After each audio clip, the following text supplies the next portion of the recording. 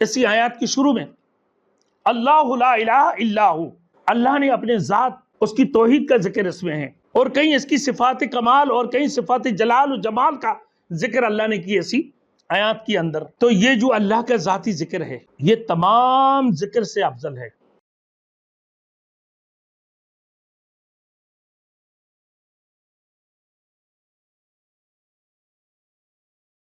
Thanks for watching. Don't forget to like, comment, share and subscribe to Maulana Habibullah Ruhani Official. اسی طرح قرآن میں خود خدا تعالیٰ کی ذات اور اس کی توحید کا ذکر ہے۔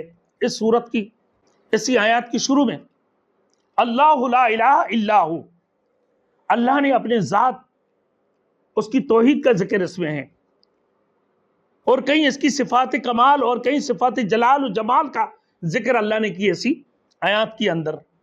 تو یہ جو اللہ کا ذاتی ذکر ہے یہ تمام ذکر سے افضل ہے۔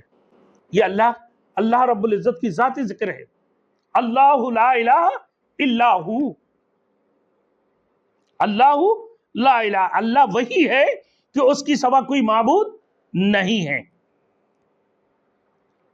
اللہ وہی ہے جو اس کی سوا کوئی معبود نہیں ہے، نہ کوئی چھوٹا نہ کوئی بڑا، نہ عارضی نہ مستقل، نہ باپ نہ بیٹا، نہ کوئی بھی معبود نہیں۔ معبود صرف اور صرف وہی اللہ کی ذات ہے۔ جو کوئی اللہ کے علاوہ کسی اور کی بھی معبود، جو کوئی اللہ کے علاوہ کسی اور کی بھی معبود مانتا ہے تو اس کا عقیدہ قطعاً باطل ہے۔ یعنی اللہ نہ کوئی چھوٹا ہے، نہ اللہ کوئی بڑا ہو، نہ کوئی چھوٹا ہے نہ بڑا، نہ عارضی نہ مستقل، نہ باپ نہ بیٹا، کوئی بھی معبود نہیں ہے۔ معبود صرف اللہ کی ذات ہے اور کوئی بھی معبود نہیں ہے۔ جو کہ اللہ کے علاوہ اور کسی کو بھی معبود مانتا ہے تو اللہ نے فرما دیا ہے یہ عقیدہ باطل ہے۔ جیسے ہندو تین خداؤں کو پرستش کرتے ہیں، اسی طریقے سے عیسائی عیسیٰ علیہ السلام کو اللہ کے بیٹا مانتے ہیں، وہ ان کو معبود مانتے ہیں۔ تو میرے دوستوں پھر اللہ نے فرمایا یہ ایک دل اللہ لا الہ الا ہو، نہیں ہے کوئی معبود اللہ کی سوا، نہ کوئی بڑا ہے نہ کوئی چھوٹا ہے، نہ کوئی عارضی ہے نہ کوئی مستقل ہے، نہ باپ ہے نہ بیٹا ہے، کوئی بھی معبود نہیں ہے۔ معبود صرف وہ اللہ کی ذات ہے، اس کی سوا اور کوئی معبود نہیں ہے۔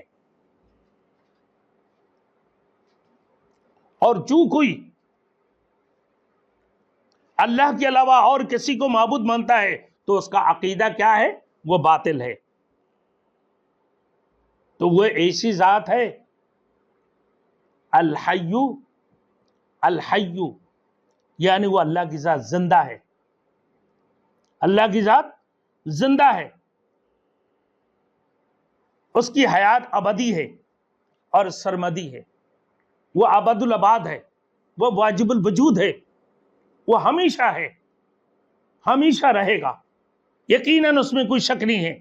اس کے علاوہ جتنی بھی زندگیاں ہیں وہ سب جزوی اور عارضی ہے، جتنی بھی زندگی ہے وہ جزوی ہے اور عارضی ہے، کسی کو دائمی حیات حاصل نہیں ہے، کوئی بھی دائمی نہیں ہے۔ ہمارے استاد محترم مفتی زروالی خان رحمت اللہ علیہ نے فرمایا کہ میں نے تو حضرت خضر علیہ السلام سے بھی ملاقات کیا، ہم نے پوچھا، میں خواب میں نظر آیا، ہم نے پوچھا کہ آپ کی انتقال ہو گئی؟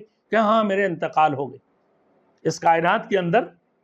تو کہتے گئے حضرت خضر علیہ السلام آب حیات پی لیا، لیکن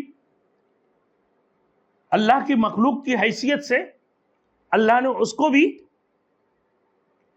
مار دی ہے، وہ بھی انتقال ہو گئی ہیں، لیکن اللہ نے اپنے طور پر اس کو رکھے ہوئے قیامت تک۔